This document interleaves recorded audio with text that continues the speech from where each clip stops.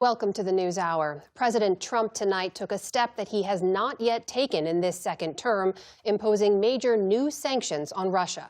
The Treasury Department announced the sanctions on Russia's two largest oil companies, accusing Russia of not taking President Trump's pursuit of peace in Ukraine seriously. Our Nick Schifrin is following this breaking news and joins us now. Okay, Nick, so what are these sanctions? So, Jeff, they target Russia's largest oil companies, that is Rosneft and Lukoil. And the reason is that's significant is that oil and gas is Russia's largest single revenue source, basically the backbone of Russia's economy. So less revenue presumably means less money to go into the war machine to attack Ukraine, which is why Ukraine and its allies have been asking the U.S. and Europe to actually take this step for many years, in fact. The sanctions will make it harder for banks to do business with Rosneft and Lukoil and harder for insurers to cover any transactions that involve those companies. And that means fewer Russian energy exports. It also could mean that Russia will have to lower the price of its oil and gas exports, therefore lowering revenue even further. The Biden administration declined to take this step because it was worried about the effect of gas prices here in the U.S., but today gas prices are the lowest level they've been in years. All of the experts, Jeff, I speak to you tonight, say the administration could have taken an even more dramatic step on this, but they call this a major step because, again, as you said at the top, this is the first time in this term that Trump has proven that he is willing to impose major new sanctions on Russia.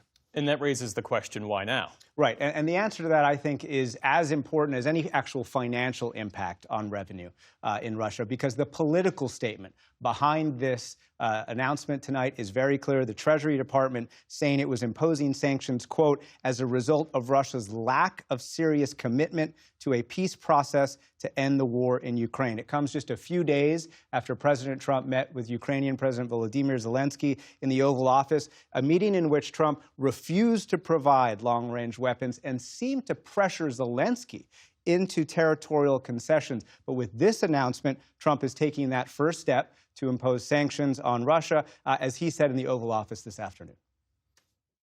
Today is a very big day in terms of what we're doing. Look, these are tremendous sanctions. These are very big. Those are against their two big oil companies. I think they want peace. I think they both want peace at this point. It's been, it's almost 4 years. You're going into 4 years.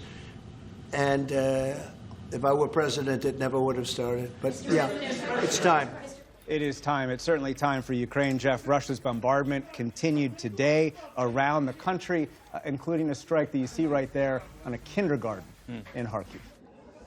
And Nick, you have new information tonight about Ukraine's ability to strike inside Russia. Bring us up to speed. So the Trump administration in the last few months has imposed restrictions on the use of Western weapons, that's U.S., but also British and French weapons that Ukraine has used in the past to fire into Russia. And the reason that the U.S. has influence over those British and French weapons is that the U.S. provides intelligence that those British and French weapons need in order for Ukraine to target oil facilities, gas facilities in Russia. And a U.S. official confirms a report first in the Wall Street Journal this afternoon that the Trump administration has lifted restrictions so that that intelligence can go to Ukraine, so Ukraine can use those British weapons, as they did just yesterday, to fire at targets inside Russia. Nick Schifrin, our thanks to you for this late-breaking reporting. We appreciate it. Thank you.